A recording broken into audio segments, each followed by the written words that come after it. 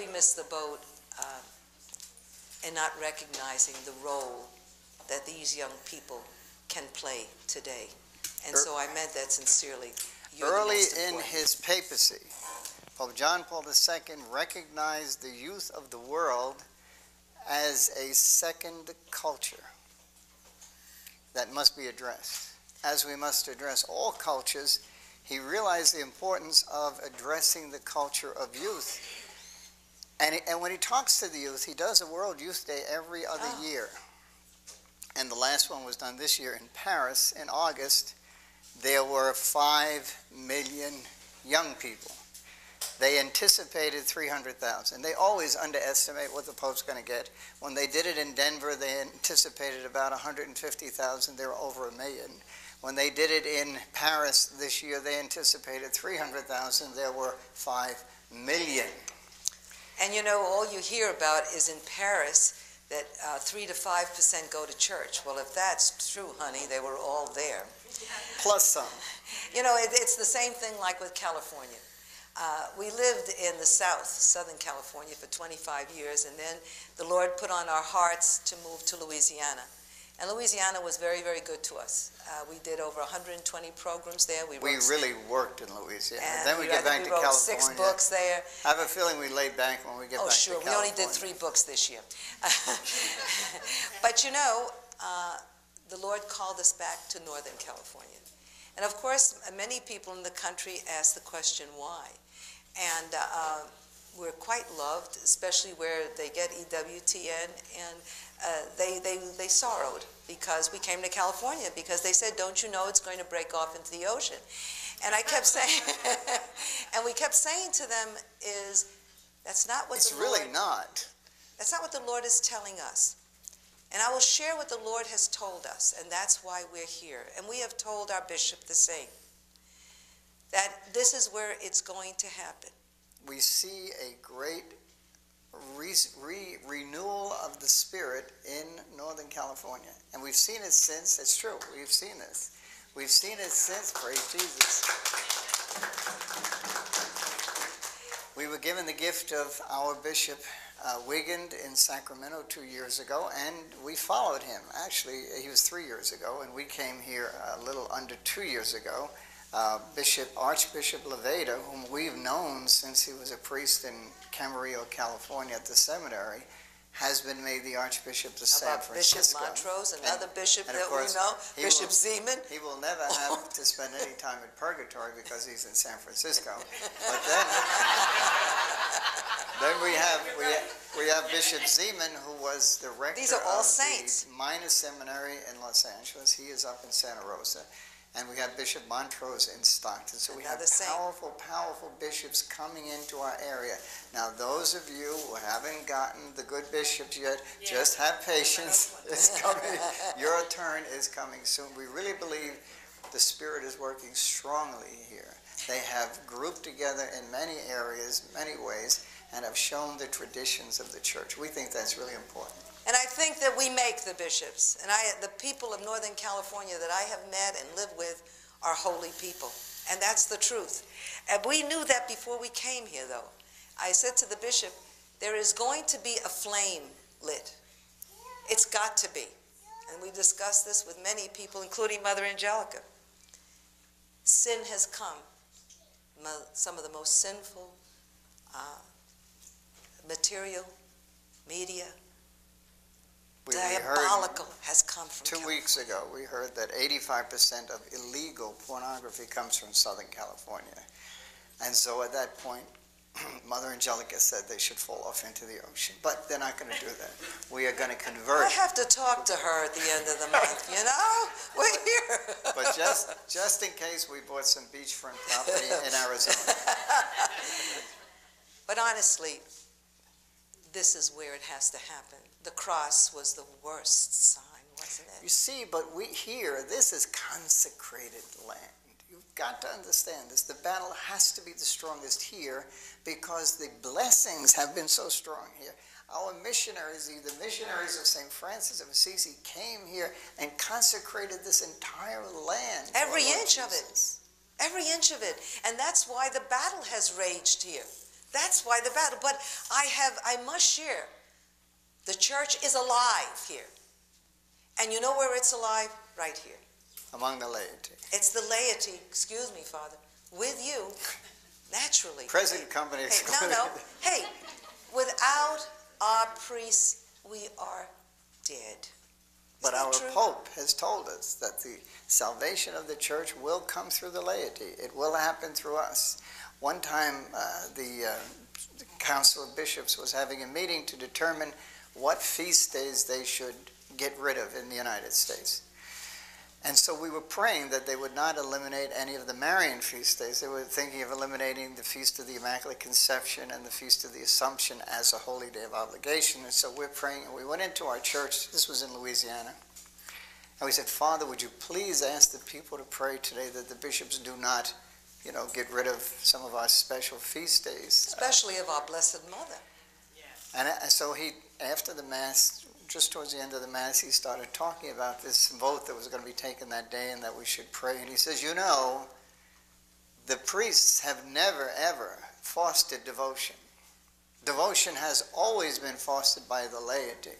I never knew that. So you're the only ones who are going to make it happen. And the only way you're going to make it happen is to get down on your knees and pray. And so we did pray, and they did not take any of Our Lady's feast days off the calendar. Praise Jesus. We say that we're in the worst of times, and you either have to be blind, deaf, and dumb, although that's not politically correct to say that, excuse me, to not know that we are in the worst of times. But we are also in the best of times.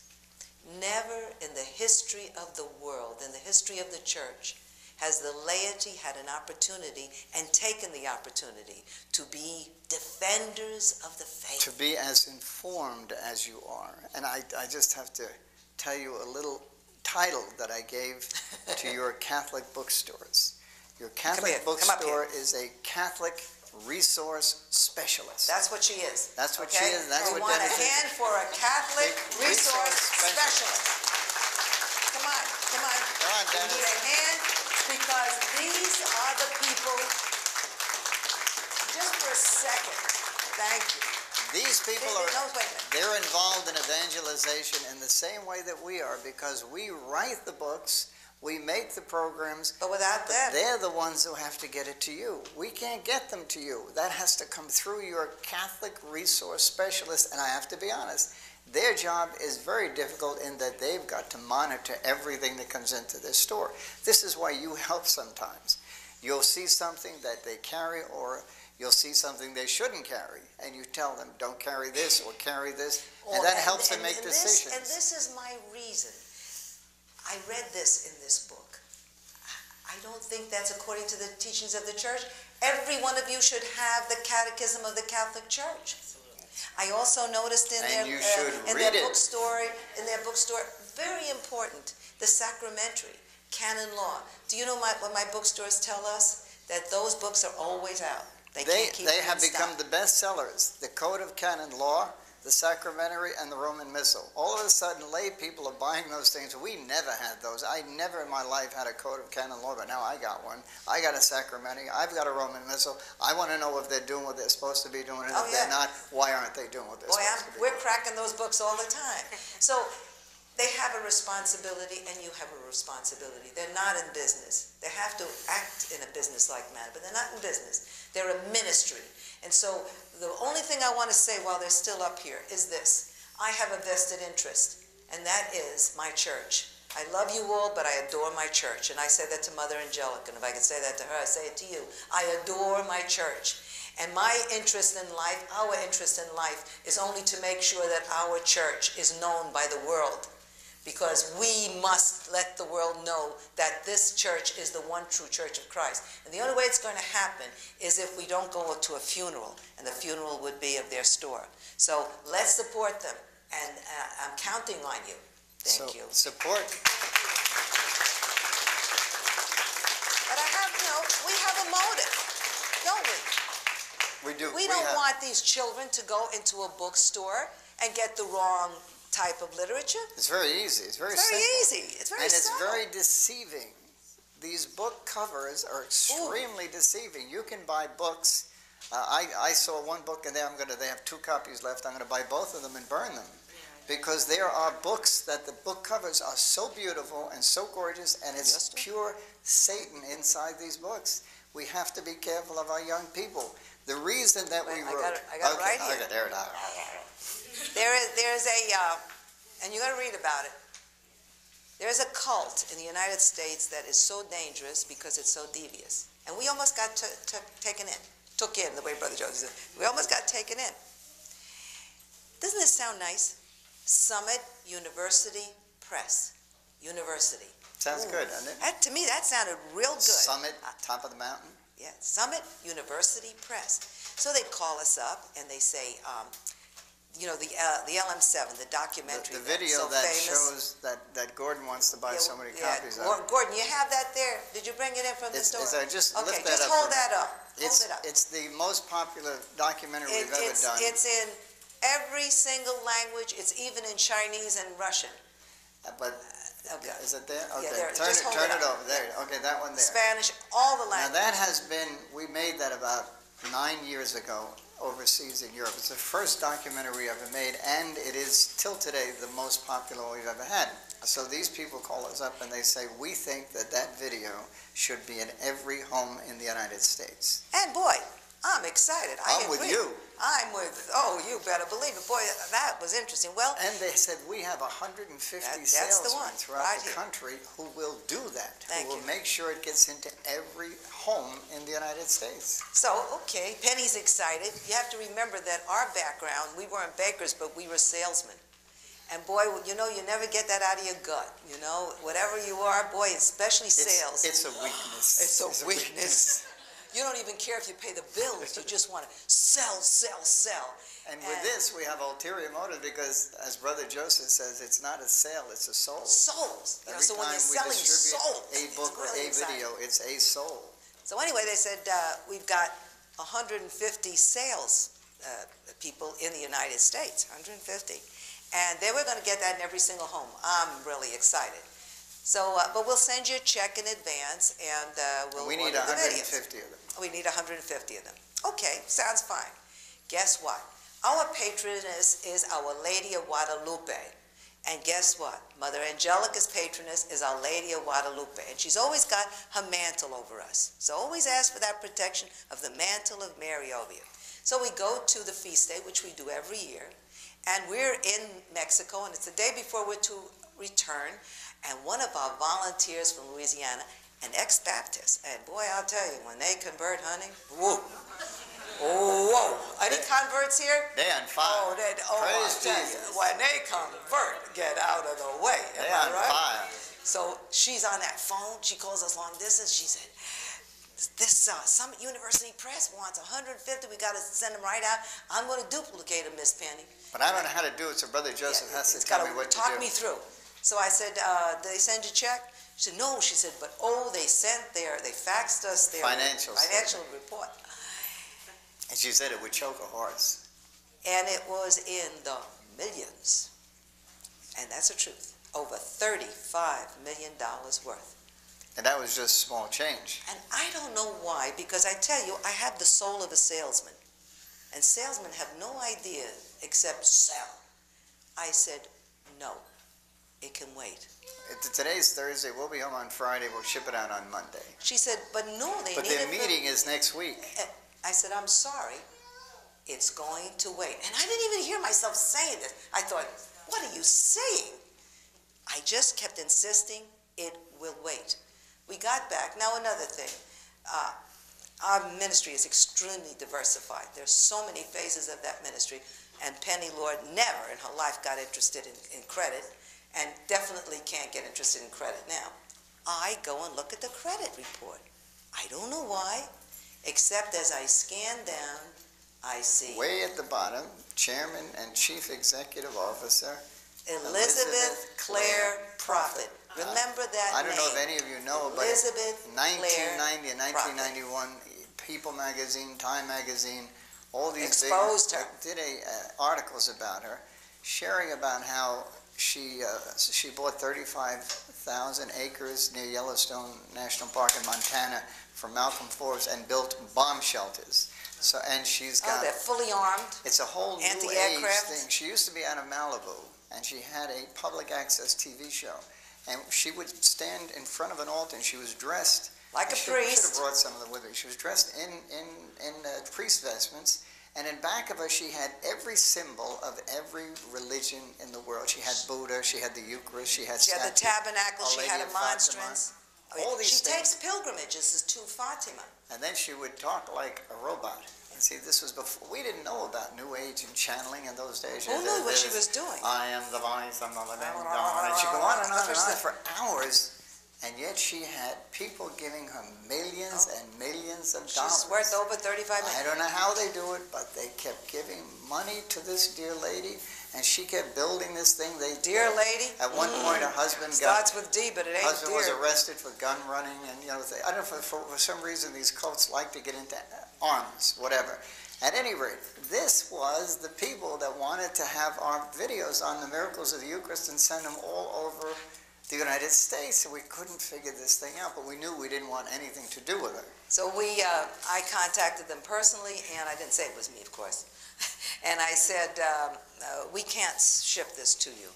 Oh, but you have to. We sent it through the mails, and you're going to... We advertised it through the mails, and we sent out a flyer, and the flyer had, that they could get it to us. That's a serious federal offense. I said, who gave you permission to even use and send us a copy of the flyer, which they never did because they never had a flyer. Anyway, their lawyers they threatened us with lawsuits, going to jail, and she's powerful. And we panic. And these cults put you out. They can very easily... They can wipe you out. We're reading, if you read this latest issue of Newsweek about this guru, and you just read about the lawsuits that he's got going against people. Yeah, deadly. So anyway, we stood ground, and our lawyer was a nice Louisiana lawyer, and he wrote him a nice laid-back letter, and he said, you ever contact my clients again, I'll have you disbarred. Of course, he didn't contact, but the next day, the nicest young person got on the phone. And from a different part of the country. I really believe, no, first it was from them. I really believe they were sincere. The person was sincere. But they're part of a cult. These people are well trained. She sent us an audio cassette that this woman puts out, and it's called Sanctissimus Deus, or something like beautiful. And it looks beautiful. Like that? Doesn't that sound nice? It is a New Age rosary. It's an actual New Age rosary. My soul doth magnify the Lord. That's a book. Wouldn't you buy it? I'd buy it. We have a whole list of their books that Anyway, this young lady was saying, we're really doing the same thing, and we're working for the same cause. Yeah. But so we didn't. So we called, and I don't know. I have to get an answer in my mind. Yeah, exactly. So I called Father Cohen, I've called Father Fessio and Father Pacqua and Mother Angelica. And the head of EWTN is a lawyer. His name is Bill Steltmeyer, and he's an actual Nashville attorney, so he knows a lot about law. And Father Mitch Pacqua, we called him up. And we asked them the question, why would they want Why did they want our stuff? So authentically Catholic? I mean, this is it. It proves beyond a shadow of a doubt that the Eucharist is present. And they said, and this is the warning we say to bookstores. You give them credibility.